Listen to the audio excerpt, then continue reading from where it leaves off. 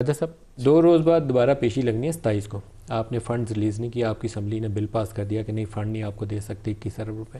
تو 27 کے بعد پھر اگلا سٹیپ کیا ہے؟ پھر وزیر اعظم کی کنٹیمپٹ کے تحت نااہلی ہے؟ ملک صاحب دیکھیں، اگر میں تو ایک پولیٹیکل ورکر ہوں، میں تو ہمیشہ یہ کہتا ہوں کہ اگر تو یہ سب کچھ ہو رہا ہے پاکستان کی بہتری کے لیے، تو پھر بھی بیٹھ کر بات کرنی پڑے گی کہ آپ کے ذہن میں پاکستان کی بہتری کیسے ہو رہی ہے، میرے ذہن میں کیسی ہو رہی ہے، میرے اور تیسرے کے ذہن میں کیسی ہو رہی ہے.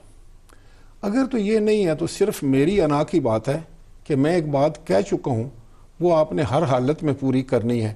اور پھر میری انا اگر پاکستان کے مفاد سے بڑی ہے، اگر پاکستان کے مفادات عوام کے مفادات سے وہ بڑی ہو چکی ہے، تو پھر تو وہ بہت خوفناک صورتحال ہے. اس سے تو ملک میں نے خود پڑھا بھی ہے، آپ کے سامنے بھی ہے، بڑے نقصان ہوتے ہیں. کیا آپ تحریک انصاف سے مذاکرات کے لیے تیار ہیں؟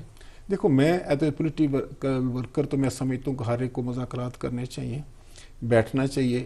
خوفناک انداز سے ہمیں ایک دوسرے سے نفرت نہیں کرنی چاہیے. دیکھیں، اگر فرض کرو کہ وہ ایک دوسرے سے بات ہی نہیں کرتے، تو ہم تو جب اسمبلی میں ہوتے ہیں تو اپوزیشن اور ٹریجری بینچز بھی تو بات کرتے ہیں. ہم تو ہر بل کے اوپر بیٹھتے ہیں، ایک دوسرے کو کنونس کرتے ہیں کہ بھئی یہ بل ہم لے کر آ رہے ہیں، اچھا ہم نہیں لے کر آتے آپ لے آئیں، یہ ہم نے ریزولوشن پاس کرنا ہے، آپ بھی اس پہ دستخط کر لیں، یہ پاکستان کے لیے ہے. لیکن پی ڈی ایم سے بھی تاثر یہ ہے کہ نواز شریف اور مولانا فضل الرحمان تو پبلک ہے، لیکن نواز شریف بھی بات چیت کے حق میں نہیں ہے. دیکھیں، اب ان کے پاس بھی کچھ آرگومنٹ تو ضرور ہوں گے نا جی. یہی تو میں ملک صاحب میں شروع دن سے یہ کہتا ہوں، میں عمران خان صاحب سے بھی یہی پہلے بھی کہہ رہا تھا کہ دیکھیں، آپ اس حد تک نہ جائیں کہ جہاں آپ پھر بات کرنے کے بھی قابل نہ رہیں، یا اس حد تک نہ کسی کے چہروں پر خراشیں ڈالیں اور وہ آپ کے چہرے پہ ڈال دے کہ اس کو آپ دشمنی میں بدل دیں، کہ آپ اس قابل بھی نہ رہیں. کل فرض کریں آپ کامیاب بھی ہو جاتے ہیں تو آپ اس ملک کو کیسے چلائیں گے؟ کون چلائے گا اس ملک؟ دیکھیں، جماعت اسلامی سے ایک تجویز آئی تھی کہ آپ یہ حج وج کے بعد انتخابات کی طرف چلے جائیں. آج عمران نے بھی انٹرویو کے اندر ایک ذکر کیا کہ مئی میں اسمبلیز ڈیزولو کر کے جولائی میں الیکشنز کر لیں. آپ لوگوں کا تاثر یہ ہے کہ اینڈ سپٹمبر یا اکتوبر کے شروع میں انتخابات ممکن ہے، اس سے پہلے 2 مہینے کا فرق رہ جاتا ہے. تو کیا انتخابات جولائی میں ہو سکتے ہیں یا انتخابات اکتوبر میں ہی ہوں گے؟ دیکھیں، میں آپ کو بتاؤں، یہ بھی ایک سیلف کریٹڈ ایک پرابلم جو ہے سامنے آ رہی ہے. یہ کسی نے اب چھوڑیں، اب اس نے کیا کیا، کیوں اسمبلی توڑی؟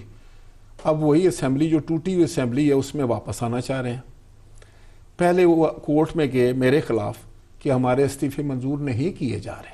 سر ابھی بھی ان کی خواہش ہے قومی اسمبلی جب میں نے کر لیے تو پھر وہ کورٹ میں چلے گئے کہ ہمارے استعفے منظور نہ کیے جائیں. اب یہ ایک مائنڈ سیٹ ہے، لیکن اس مائنڈ سیٹ کو اگر آپ سمجھیں تو یہ ہے کہ یہ یا تو سوچ سمجھ سے فیصلے نہیں کرتے، یا تو بس یہ آؤ تاؤ میں کوئی بات کر لیتے ہیں، یا یہ سمجھتے ہیں کہ یہ مذاق ہے، اسمبلی توڑ دو، کیا ہوا اسمبلی ٹوٹ گئی تو ہم پھر آ جائیں گے. اگر آپ نہیں آئیں گے تو آپ کہیں گے کہ ہمارے ساتھ تو جناب والا بہت بڑی دھاندلی ہوگی.